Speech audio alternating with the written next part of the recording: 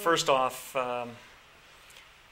you have to treat each child as an individual, and each child is on a different life journey, and you have to approach each child differently.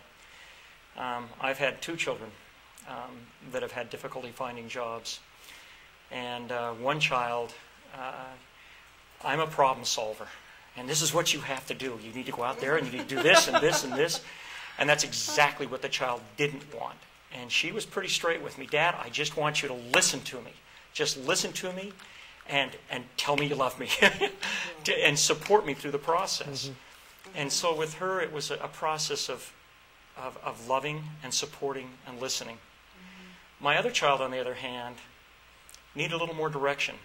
And he came to me for direction. What can I do? Where can I turn? I need help.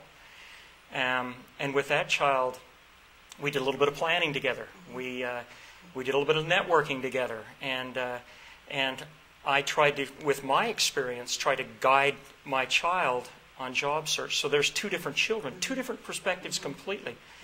But I think with both of them, it's still that process that Chris went through, where they're learning about themselves, and there's a process that they must go through, or they're going to have to learn those same lessons again. Well, and I think too, for parents going through this with their own children, the key thing is to reinforce to them that family is still the most important thing. Absolutely. That those ties, those bonds are more important than any job they could have or get or lose ever. Yeah. And to let the children know that the family unit is the core of everything. Yeah. Absolutely. And that I think because kids react differently, they read their parents' body language, and kids are much more perceptive than we realize. They may not be able to articulate what's going on, but they know something's wrong. And they'll read it and they'll pick up on it. And I think to be able to share with children, maybe not the details of, they don't need to know that. What they do need to know is that, we're going to get through this, we're a family, and that always comes first. The words of reassurance to children, I think, are the most important thing.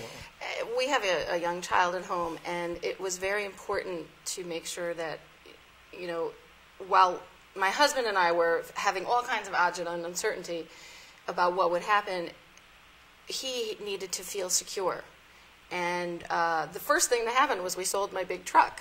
And, he was like, why are you, where's Mommy's car going?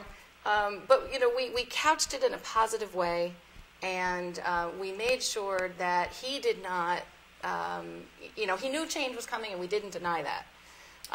But we did not let it hang out in front of him, and we made sure that he felt secure as possible. I think, change always threatens children in different ways, and I think the more we can do to accommodate them and to help them through it. I think honesty is important, but obviously there's also prudence. Parents have to be prudent. There's not some things children don't need to know about the details of, especially depending on their age and developmental stuff. So, but they do need the emotional support and emotional security. Children are amazing. Doesn't matter what their age are. They pick up the emotional vibes in the house. And they may not be able to articulate what's going on or what their experience. They're not conscious of the fact they're picking it up, but their behavior will change in response to parents' behavior that's changing. And they'll begin to act out. Exactly.